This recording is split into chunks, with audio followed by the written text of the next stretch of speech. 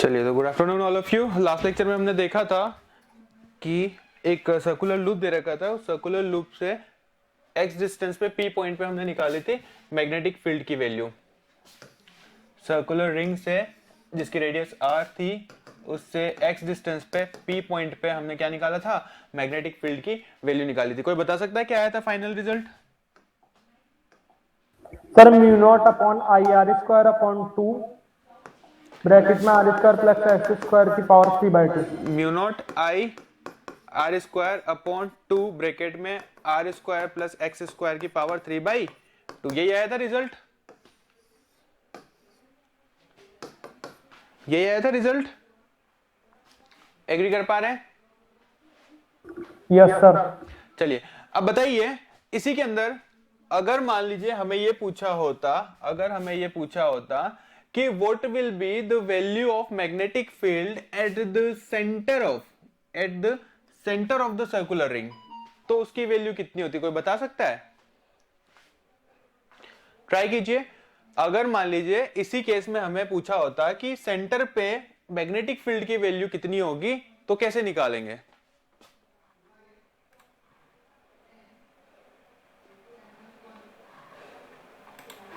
सोचिए, लगाइए दिमाग। ये है करंट I, ये हो गई डायरेक्शन ऑफ करंट, ये हो गया हमारा R, पॉइंट P, ये हो गई मैग्नेटिक फील्ड dB। यही था डायग्राम। ये आपस में दोनों एक दूसरे के परपेंडिकुलर है और ये भी आपस में एक दूसरे के परपेंडिकुलर है, और ये तीनों की तीनों आपस में एक दूसरे के परपेंडिकुलर है। तो बताइए सेंटर पे मैग्नेटिक फील्ड कितनी होगी? चलिए देखते हैं। अगर इस फॉर्मूला में x की जगह 0 पुट कर दिया जाए, तो क्या हमारे पास value of magnetic field at the centre आ जाएगा? एग्री कर पा रहे? अगर इस फॉर्मूला में देखिए, यहां पे फॉर्मूला क्या है, x मतलब क्या हो गया हमारा, सेंटर से x डिस्टेंस पे मैग्नेटिक फील्ड। अब सेंटर पे अगर हमें निकालनी है तो x की वैल्यू सेंटर पे कितनी होगी? 0 होगी। भाई यहां पे वैल्यू कितनी है, x1, यहां पे x2, यहां पे x3, यहां पे टोटल x है, तो सेंटर पे इसकी वैल्यू कितनी होगी? 0 होगी कि नहीं होगी x की वैल्यू? एग्री कर पा रहे हो? Yes sir. तो अगर इस फॉर्मूला में x की जगह हम 0 पुट कर दे तो क्या हमारे पास magnetic field at the centre आ जाएगी? Yes sir. तो देखते हैं फॉर्मूला क्या बनेगा।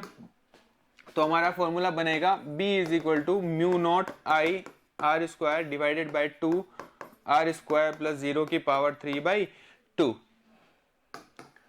और सिंप्लीफाई करते हैं तो यहाँ पे B इज इक्वल टू आएगा mu naught I R square divided by 2 R square की पावर 3/2। देखिए यहाँ पे अगर हम आर स्क्वायर की बात करें तो r की पावर 2 की पावर 3/2, 2 से 2 कैंसिल आउट हो जाएगा, तो क्या हमारा नीचे r क्यूब आएगा? तो b इज इक्वल टू हो जाएगा हमारा mu naught I R square divided by 2 r cube, r square से r क्यूब कैंसिल आउट हो जाएगा, तो क्या फाइनल फॉर्मूला म्यू नॉट आई अपॉन 2r आ जाएगा? क्लियर है सबको? Yes sir. Mu naught I upon 2r is the value of magnetic field at the centre of the circular ring.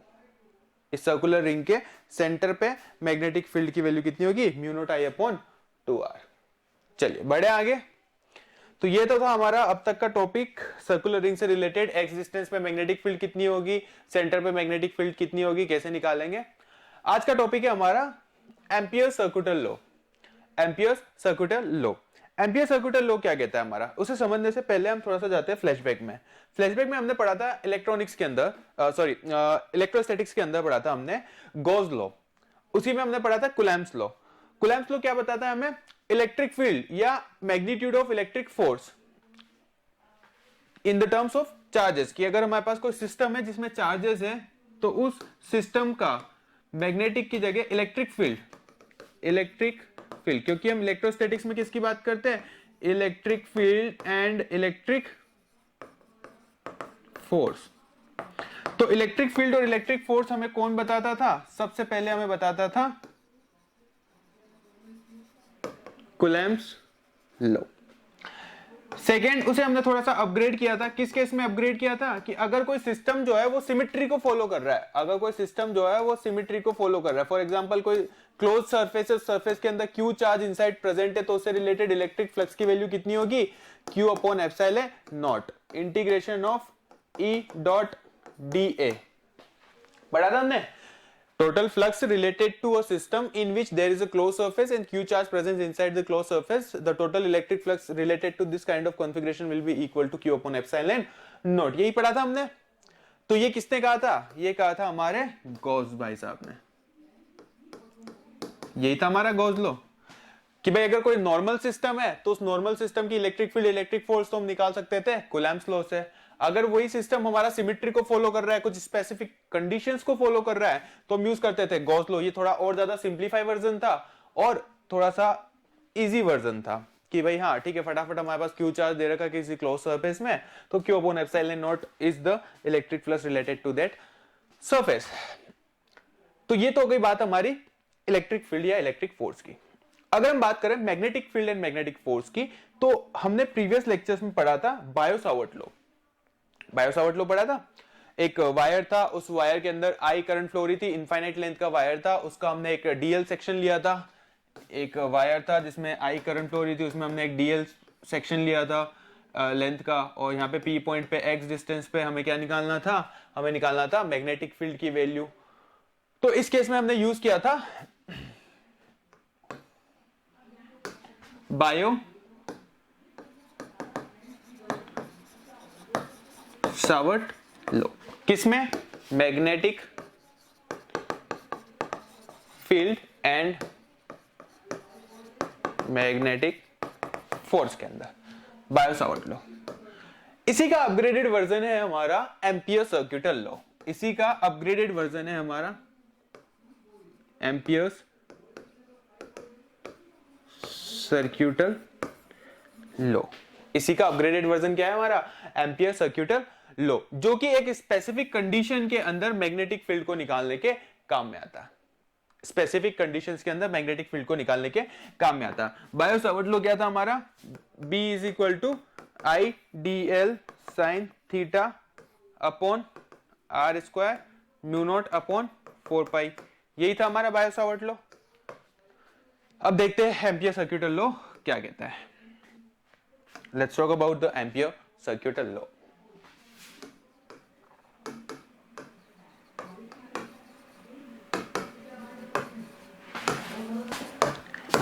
Ampere circuital law का statement है हमारा contour integration of B dot D L is equal to mu naught into I inside. This is the statement of Ampere circuital law. जैसे कि हमने क्या पढ़ा था? हमने पढ़ा था magnet electric flux phi E is equal to integration of E dot D A is equal to Q upon epsilon not. इसी तरीके से मैग्नेटिक फ्लक्स फाई बी या magnetic field is equal to integration of B dot D L is equal to mu naught into I inside.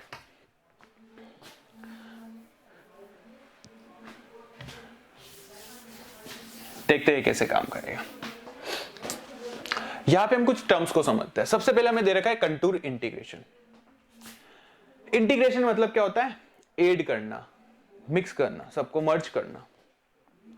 B dot DL का मतलब हो रहा है यहां पे हमारा मैग्नेटिक फील्ड और लेंथ के रेस्पेक्ट में हमारा डॉट प्रोडक्ट। डॉट प्रोडक्ट मतलब कि cos theta, B D L cos theta. D L मतलब कि हम जहां पे जो इंटीग्रेशन कर रहे हैं वो इंटीग्रेशन किसके रेस्पेक्ट में कर रहे हैं? लेंथ के रेस्पेक्ट में कर रहे हैं। इंटीग्रेशन किसके रेस्पेक्ट में कर रहे हैं? लेंथ के रेस्पेक्ट में कर रहे हैं। फॉर एग्जांपल जो हमने इलेक्ट्रिक फ्लक्स के अंदर पढ़ा था ई डॉट डी ए, यहां पे कंटूर इंटीग्रल का मतलब था क्लोज सरफेस है। डीए का मतलब है हम इंटीग्रेशन कर रहे हैं with respect to surface, closed surface. हम यहां पे गॉसियन सरफेस लेते थे, क्लोज्ड सरफेस की बात कर रहे हैं, तो इसे हम कहते थे सरफेस इंटीग्रल। इसे हम कहते थे सरफेस इंटीग्रल। क्यों? क्योंकि हम सरफेस के रेस्पेक्ट में इंटीग्रेशन कर रहे थे। क्लोज्ड सरफेस के रेस्पेक्ट में इंटीग्रेशन कर रहे थे। यहां पे भी हमारा ई डॉट डी ए था, इसका मतलब क्या होता है E D A cos theta, integration of E D A cos theta. यहां पे भी हमारा डॉट प्रोडक्ट है, बस चेंजेस कहां है, यहाँ पे इस तरह की इलेक्ट्रिक फील्ड थी, यहाँ पे मैग्नेटिक फील्ड है। यहाँ पे हमारा सरफेस एरिया के रेस्पेक्ट में हम सरफेस इंटीग्रल कर रहे थे, यहाँ पे हम लेंथ के रेस्पेक्ट में लाइन इंटीग्रल कर रहे हैं। क्या कर रहे हैं हम, लाइन इंटीग्रल कर रहे हैं। वहां पे हमारा जो चार्ज था वो क्लोज्ड सरफेस के अंदर था, चाहे वो सरफेस किसी भी साइज या किसी भी शेप की हो सकती है।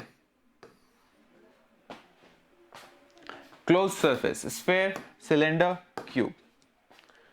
Surface integral E dot D A integration is equal to A D A cos theta, इसे बोलते हैं सरफेस इंटीग्रल। और यहां पे हम क्या कर रहे हैं, लाइन इंटीग्रल, मतलब यहां पे जो हमारी करंट्स होगी, माना कि यहाँ पे हमारी मैग्नेटिक फील्ड या करंट जो है वो इधर तो अंदर की तरफ आ रही है, इधर से बाहर की तरफ आ रही है, इसके चारों तरफ हमने एक रिंग बनाई। ये जो रिंग है ये 2 डायमेंशनल रिंग है, ये जो रिंग है ये 2 डायमेंशनल रिंग है। इससे रिलेटेड हमारी मैग्नेटिक फ्लक्स या मैग्नेटिक फील्ड कितनी होगी, 2 डायमेंशनल। यहां पे हम 3 डायमेंशनल बात करते थे, यहां पे हम सरफेस इंटीग्रल की बात करते थे, यहां पे हम लाइन इंटीग्रल की बात करेंगे। क्लियर हुआ कंसेप्ट, समझ में आया हम क्या करना चाह रहे हैं, क्या निकालना चाह रहे हैं? क्लियर है, बढ़े आगे।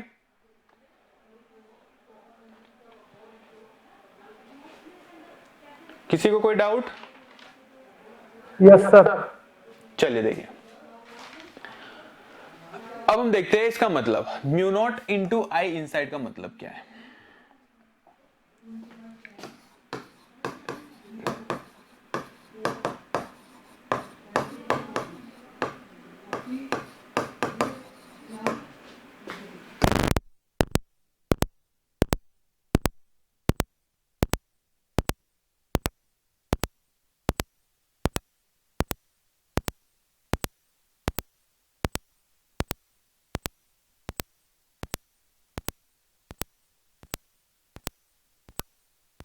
सर वॉइस नहीं आ रही है आपकी।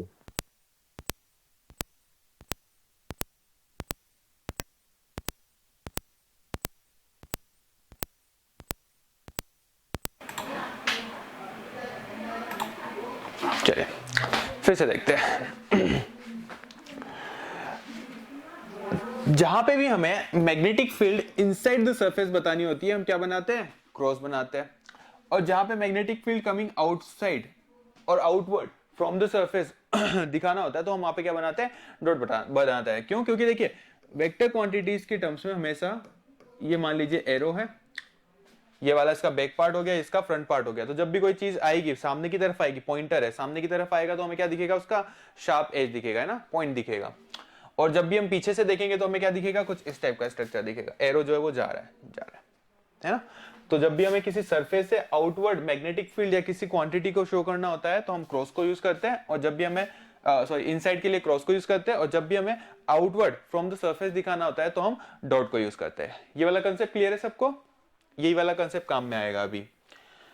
चलिए तो देखिए, मान लीजिए यहाँ पे हमारे पास 2 वायर्स है, ऐसे 2 वायर्स है।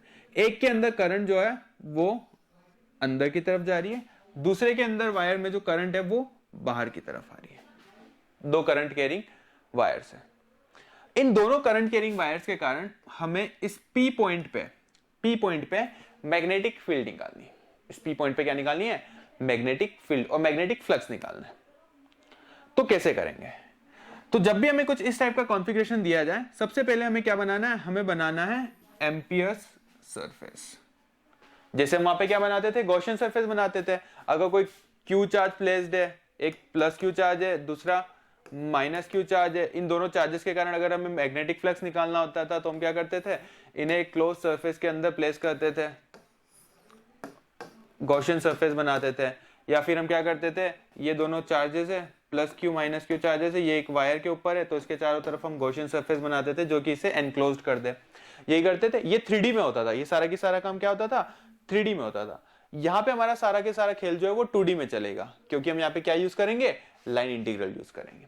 तो हमें एक सर्कुलर लूप बनाना है, कुछ इस तरीके से कि वो दोनों करंट कैरिंग कंडक्टर्स को या करंट कैरिंग वायर्स को क्या कर ले, अपने अंदर कवर कर ले। अब उसके अंदर किसी भी एक को पकड़ के आप क्या करेंगे, करंट की डायरेक्शन निकालेंगे या मैग्नेटिक फील्ड की डायरेक्शन निकालेंगे। उसके लिए आपको क्या करना है, आपके राइट हैंड को यूज करना है और जो थंब है उस थंब को रखना है in the direction of current.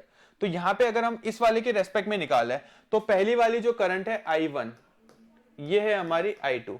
क्या I1 इनसाइड जा रही है हमारी, इनसाइड द सरफेस, तो उस डायरेक्शन में हम क्या रखेंगे, थंब रखेंगे। और जिस डायरेक्शन में हमारी फिंगर्स जो है वो रोटेट होगी, जिस डायरेक्शन में हमारी फिंगर्स रोटेट होगी उसी डायरेक्शन में हमें क्या करना है, कंसीडर मैग्नेटिक फील्ड की डायरेक्शन को कंसीडर करना है।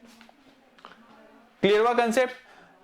दो दे रखी है, एक इनसाइड द सरफेस है, एक आउटसाइड द सरफेस है, किसी भी एक को पकड़ लो, उसकी डायरेक्शन में क्या रखो, आप थंब को रखो और थंब के साथ हमारा राइट हैंड की जो फिंगर जिस डायरेक्शन में रोटेट हो रही है, ऐसे रोटेट हो रही है, तो उसी डायरेक्शन में हमारी क्या होगी, मैग्नेटिक फील्ड होगी। उसी डायरेक्शन में हमारी क्या होगी, मैग्नेटिक फील्ड होगी। क्लियर हुआ कंसेप्ट? अब इसी को हमें पॉजिटिव कंसीडर करके चलना है, इसी को हमें पॉजिटिव कंसीडर करके चलना है। तो अगर हम आई इनसाइड की बात करें, आई इनसाइड की बात करें तो एक करंट जो है वो हमारी मैग्नेटिक फील्ड को सपोर्ट कर रही है, मैग्नेटिक फील्ड को सपोर्ट कर रही है, तो उसे हमने क्या ले लिया, I1 एज पॉजिटिव। और दूसरी वाली जो करंट है वो उसे क्या कर रही है, अपोज कर रही है। दूसरी वाली जो है वो उसे क्या कर रही है, अपोज कर रही है। अब अगर हम इसकी बात करें तो इसके रेस्पेक्ट में अगर हम बात करें, करंट जो है वो outside coming outward to the surface है, तो जिस डायरेक्शन में फिंगर रोटेट होगी उस डायरेक्शन में मैग्नेटिक फील्ड होगी। तो सेकंड वाले की कंडीशन में अगर हम बात करें, सेकंड वाले की रेस्पेक्ट में अगर हम बात करें तो वो क्या कर रही है, अपोज कर रही है मैग्नेटिक फील्ड का। तो इसका मतलब ये हुआ कि I2 जो है वो हमारी क्या है, नेगेटिव है, क्योंकि अपोज कर रही है, अपोज कर रही है। तो टोटल इनसाइड करंट कितनी हो गई हमारी, I नेट या I इनसाइड कितनी हो गई हमारी, I इनसाइड हो जाएगी I1 माइनस I2, क्योंकि I1 क्या लिया हमने, पॉजिटिव लिया, इस डायरेक्शन में मैग्नेटिक फील्ड को लिया हमने, तो उसके रेस्पेक्ट में I2 क्या है, नेगेटिव है, तो I1 माइनस I2 हो गया। अब मान लीजिए अगर इसी एग्जांपल को हम कुछ इस तरीके से करते हैं,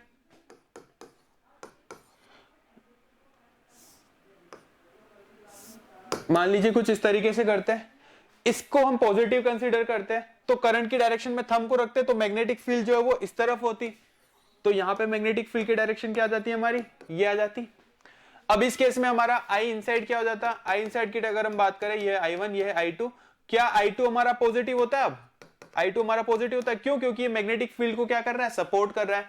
क्या हमारा I1 जो है वो नेगेटिव हो जाता है, क्यों, क्योंकि I1 क्या कर रहा है, इसको अपोज कर रहा है, I1 क्या कर रहा है, अपोज कर रहा है। So by this example we can understand that we have to keep one as a positive direction and we have to calculate all the directions with respect to the considered direction. इन दोनों में से किसी भी एक direction को आप consider कर लीजिए पॉजिटिव, उसी के रेस्पेक्ट में आपको क्या करनी है, सारी की सारी कैलकुलेशंस करनी है। तो यहां पे ओवरऑल नेट आई नेट कितनी हो जाएगी हमारी, I1 माइनस I2 हो जाएगी। तो इस केस में हमारी total magnetic field equal to कितनी हो जाएगी, B dot dl contour integration is equal to mu naught into I inside, mu naught into I inside, that is equal to mu naught I1 minus I2। अब देखिए magnetic field जो है वो constant होगी, magnetic field जो है वो constant होगी, क्यों, क्योंकि हम यहाँ पे सिमेट्री को फॉलो कर रहे हैं। हम क्या फॉलो कर रहे हैं, यहाँ पे सिमेट्री को फॉलो कर रहे हैं, मतलब सारे के सारे पॉइंट्स जो वो इक्वी डिस्टेंस पे है, सारे के सारे पॉइंट्स जो है वो क्या है, इक्वी डिस्टेंस पे है। तो जब डिस्टेंस सेम होगी तो उसके कारण generated produce induced magnetic field भी क्या होगी हमारी, कांस्टेंट होगी। तो बी हमारा इंटीग्रेशन से बाहर आ जाएगा, अंदर क्या बचा हमारा, contour integral of D L that is equal to mu naught I1 minus I2। अब देखिए यहां पे अगर हम इस पूरे सर्कुलर लूप का इंटीग्रेशन करें, ये है क्या एक्चुअल में, सर्कुलर रिंग ही तो है, डीएल क्या हमारा, स्मॉल सेक्शंस है, स्मॉल सेक्शंस है। जब हम इन सारे स्मॉल सेक्शंस को इंटीग्रेट करेंगे तो हमारे पास क्या आएगा, 2πr आएगा। जैसे सरफेस इंटीग्रल के अंदर जब हम इंटीग्रेट करते थे तो टोटल सरफेस एरिया आता था, उसी तरीके से अगर हम लाइन इंटीग्रल करेंगे किसी सर्कुलर रिंग का तो हमारे पास टोटल सर्कुलर रिंग की सर्कमफेरेंस आ जाएगी। एग्री कर पा रहे हो आप, क्लियर है सबको? Yes sir. चलिए तो यहां से हमारी मैग्नेटिक फील्ड कितनी हो जाएगी, यहां से हमारी मैग्नेटिक फील्ड हो जाएगी B is equal to mu naught I1 minus I2 को हमने ले लिया I is equal to I1 minus I2 mu naught I upon 2 pi R, mu naught I upon 2 pi R. फिलहाल आप इतना ध्यान रखिए, आज की क्लास का टाइम हो गया है। इसी इंटीग्रेशन को, इसी डेरिवेशन को हम आगे कंटिन्यू करेंगे। फिलहाल इतना ध्यान रखिए कि integration of B dot D L is equal to mu naught I inside is the statement for the Ampere circuital law. कल की क्लास में हम इसे कंटिन्यू करेंगे, ठीक है।